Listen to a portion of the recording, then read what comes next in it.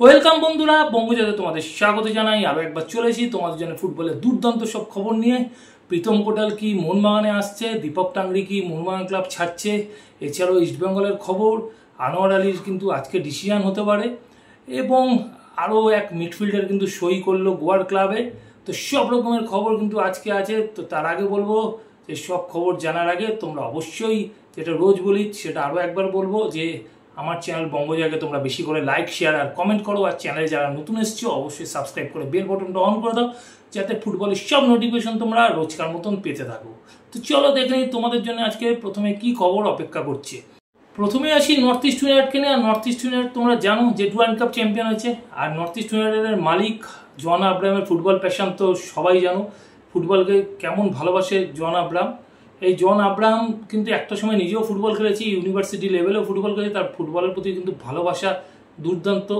সে এক ইন্টারভিউ দিতে গিয়ে কিন্তু প্রায় কেঁদেই ফেলেছিল এর আগে, যেখানে জন আব্রাহাম বলেছিল যে এই ফুটবল টিম চালাতে গিয়ে তার খুব প্রবলেম হচ্ছে আর্থিক দিক থেকে।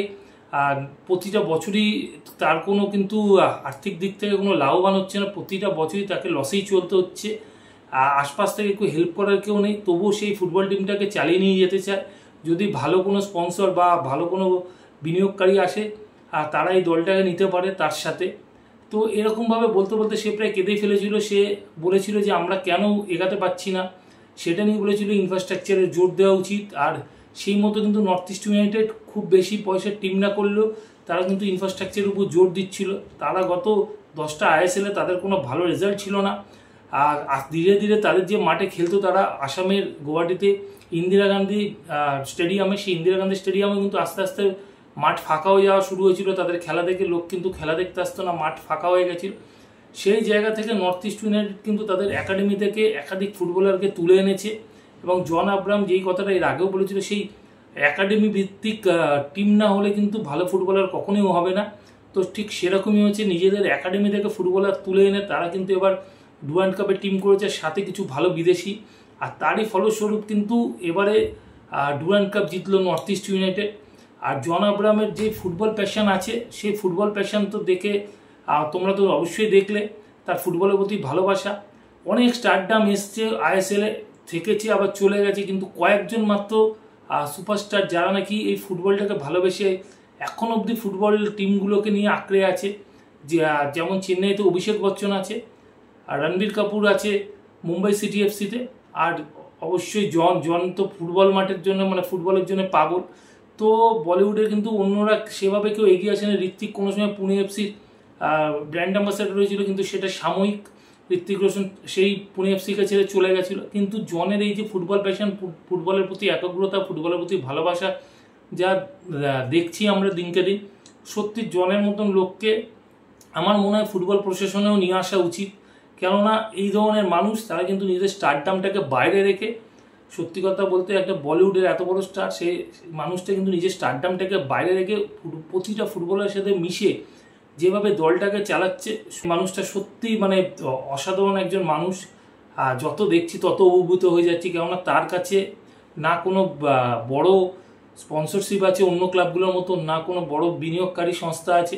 তারপরেও এই মানুষটা সত্যি যেভাবে ফুটবল দল চালাচ্ছে, তার জন্য অবশ্যই বলতে জন আব্রাহামকে হ্যাটস অফ। এবার একটু দলবদলের খবরে চলে আসি। আর দলবদলের প্রথম খবরই যাকে নিয়ে হবে, সেই ফুটবলারটির নাম হচ্ছে সাহিল ডাবরা। তোমরা সবাই জানো হায়দ্রাবাদ এফসির হয়ে আইএসএলও জিতেছে, একজন দুর্দান্ত মিডফিল্ডার। গত মৌসুমে যখন হায়দ্রাবাদ এফসির ডামাডোল চলছিল, সেই সময় তিনি কিন্তু লোনে চলে যায় এফসি গোয়াতে। এর আগে তার যে প্রিভিয়াস ক্লাব ছিল ডেম্পোতে তিনি খেলেছেন। ডেম্পো ছাড়াও তিনি কিন্তু এফসি গোয়া এবং মুম্বাই সিটি এফসিতেও খেলেছে। এছাড়া ভারেঙ্গাতে কিন্তু তিনি খেলতে গেছিলেন পর্তুগালের ক্লাব 2018 সালে। তো তার ইউরোপ খেলার অভিজ্ঞতা আছে।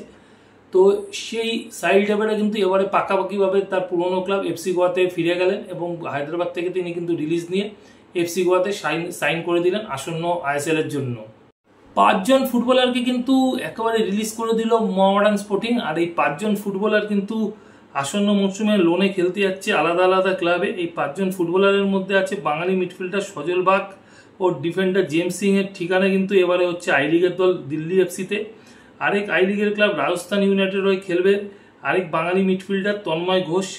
গোয়ার চার্চিল ব্রাদার্সের হয়ে কিন্তু এবারে আই লিগে খেলতে দেখবো যে গোয়ানিজ ফরওয়ার্ড অ্যাসলে অ্যালবান কোলিকে।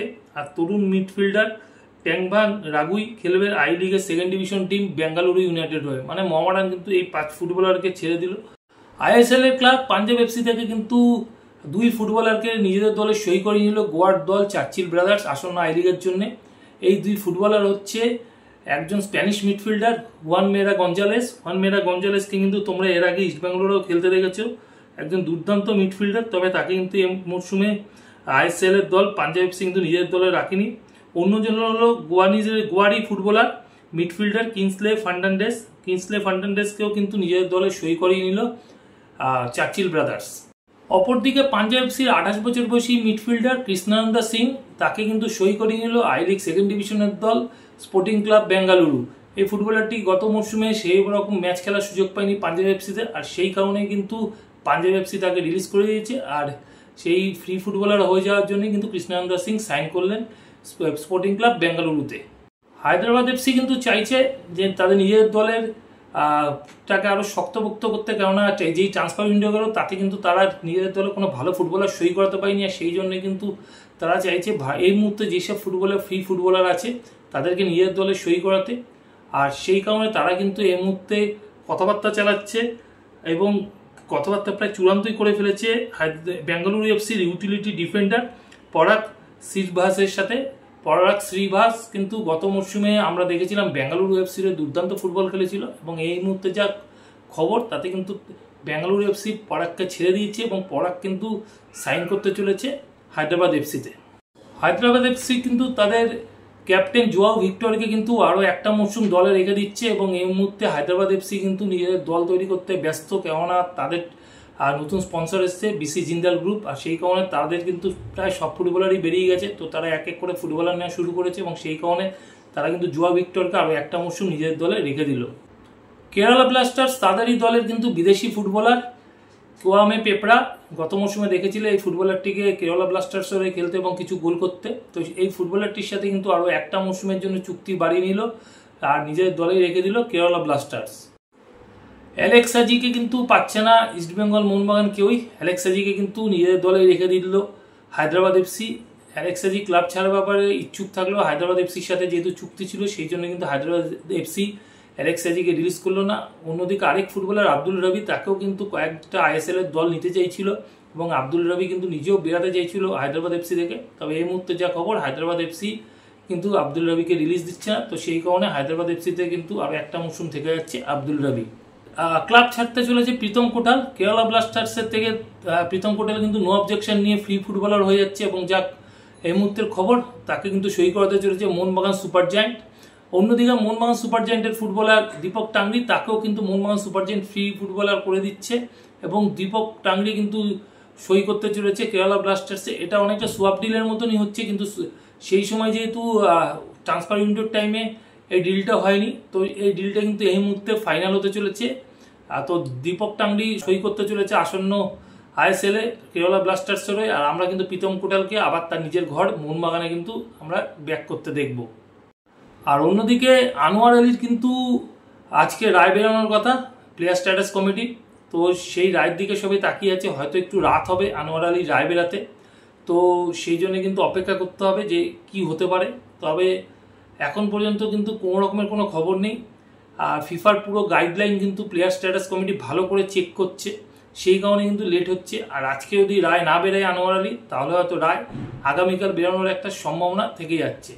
তো এখনকার মতন খবর এই পর্যন্তই। নতুন খবর নিয়ে হাজির হবো তোমাদের কাছে পরের ভিডিওতে। আর যাওয়ার আগে বলবো, আগের ভিডিও যারা মিস করে গেছো তার জন্য ডেসক্রিপশন বক্সে লিঙ্ক দেওয়া থাকবে, তোমরা লিঙ্ক ক্লিক করে কিন্তু আগের ভিডিও দেখে নিতে পারো। এখনকার মতন গুড বাই।